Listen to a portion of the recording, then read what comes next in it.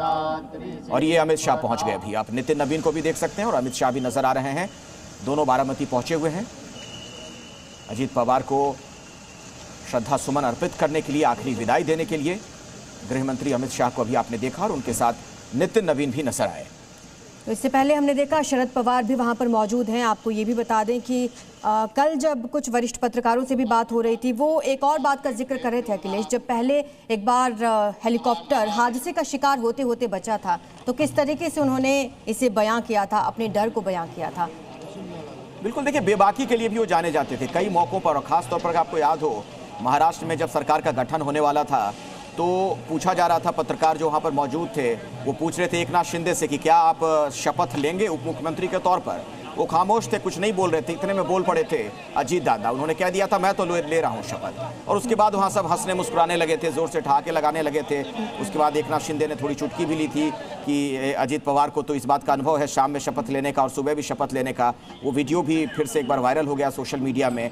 कहने का मतलब ये कि बहुत ही बेबाकी के साथ, स्पष्टता के साथ अपनी बात फौरन कह जाते थे अजीत पवार। एक इस तरीके की नेता की उनकी छवि रही और शायद यही वजह रही कि उनके चाहने वाले भी बहुत रहे हैं। आपको ये भी बता दें कि बारामती शहर के जो भी प्रमुख चौक चौराहे हैं, वहां पर अजीत पवार के अंतिम संस्कार के दृश्यों को दिखाने के लिए LED स्क्रीन्स लगाई गई हैं, ताकि जो लोग वहां पर नहीं पहुंच पा रहे हैं वो किसी तरीके से उनके अंतिम दर्शन कर सके। और ये वही जगह है, दर्शकों को हम लोग ये भी बता दें, ये जो ये देखिए अमित शाह वहां पर पहुंचे हैं अभी और अश्विन भी हमारे साथ जुड़ गए, हमारे सहयोगी। अश्विन, क्या देख पा रहे हैं अभी आप?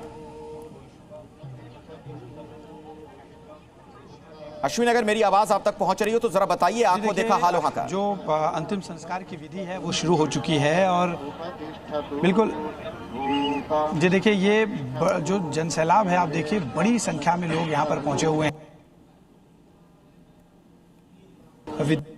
मैदान पूरी तरह से खचाखच भरा हुआ है और सिर्फ दादा को उनके जो समर्थक हैं वो बड़ी संख्या में यहाँ पहुंचे हुए हैं और ये सभी सिर्फ अंतिम दर्शन करना यहाँ पर पहुंचे हुए हैं। आपको बता दें कि जिस तरह से आपकी आवाज नहीं आ रही है, कट कट की आवाज आ रही है। दोबारा कोशिश करेंगे कि आपसे हमारा संपर्क हो सके। बहरहाल ये तस्वीरें इस वक्त जो दर्शक देख रहे हैं, गम में डूबा हुआ पूरा परिवार, वहां के लोग, जनता, आज अंतिम संस्कार के लिए लोग वहां पर पहुंचे हुए हैं, इसमें शामिल हो रहे हैं।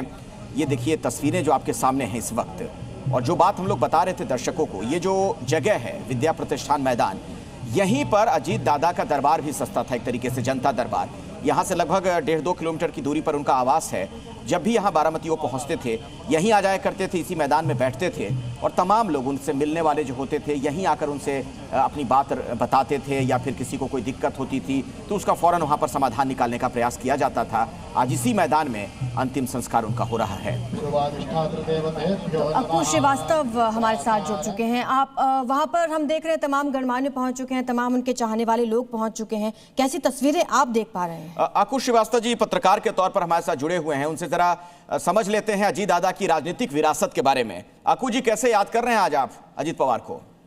देखिए, मैं अजीत दादा पवार को एक दिल्ली में बैठे पत्रकार की हैसियत से ज्यादा देखने की कोशिश करता हूं, और क्योंकि उनकी राजनीति अपने किस्म की अलग रही है, लेकिन जैसे कि सबसे बड़ी बात उस आदमी में थी, वो संगठनकर्ता बहुत बड़ा था। और ऐसे संगठनकर्ता देश की राजनीति में गिने चुने होंगे जो उंगलियों पर कार्यकर्ताओं को जानते हैं, उंगलियों पर उनके काम को समझते हैं और खुद समर्पण की राजनीति में लगातार रहे हैं वो। और उन्होंने, उनका दिन भी जो है सुबह 6 बजे शुरू होता था और रात 12 बजे तक यही काम करते थे, कोई और काम नहीं था।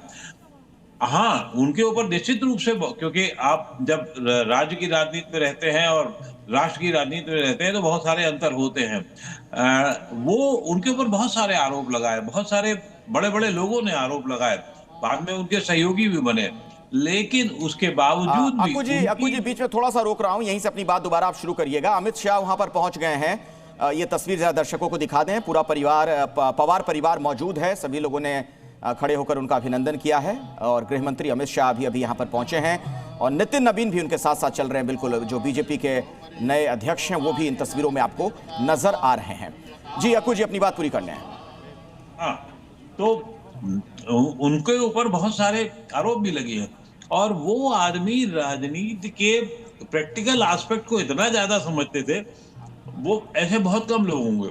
मुलायम सिंह यादव ऐसे हुआ करते थे, या भारतीय जनता पार्टी में सामूहिक मतलब एक बड़ा नाम इस तरीके का देखेंगे तो शायद आपको बहुत मुश्किल से मिलेगा, लेकिन आपको मुलायम सिंह यादव ऐसे हो सकते हैं, लालू यादव ऐसे हो सकते हैं, राज्य की राजनीति में या भाजपा की राजनीति में हेमंत बिस्वा शर्मा ऐसे हो सकते हैं जो कार्यकर्ताओं से बिल्कुल सीधे जुड़ते हैं वो और सीधे उनको कनेक्ट करते हैं। राजनाथ सिंह हो सकते हैं इसमें, राजनाथ जी के बारे में भी ये बात कही जा सकती है। तो ये अमित भाई के बारे में भी आप कह सकते हैं ऐसी बातें कि वो जो राज्य की राजनीति के कार्यकर्ताओं से और अन्य राज्यों की कार्यकर्ताओं से भी वो बाय नेम और उनके काम और उनकी स्थितियों को समझने की कोशिश करते हैं। तो ये राजनीति में बहुत कम ऐसे लोग होते हैं, लेकिन फिर भी उनके तमाम विवादों के बावजूद भी अगर उनको आज याद किया जा रहा है, उनके लिए अगर लोग इकट्ठा हो रहे हैं तो बड़ी बात है। हाँ, नहीं, आप अक्कू साहब आप बात बिल्कुल सही कह रहे हैं। जैसे आपने मुलायम सिंह जी का जिक्र किया तो धरती पुत्र की तरह उनको कहा गया, मास लीडर, पब्लिक कनेक्ट। इस मामले में तो अद्भुत पब्लिक कनेक्ट रहा है अजीत दादा की बात की जाए तो। और दादा जो शब्द उनके साथ जोड़ा जाता था, महाराष्ट्र में बड़े भाई को दादा कहते हैं।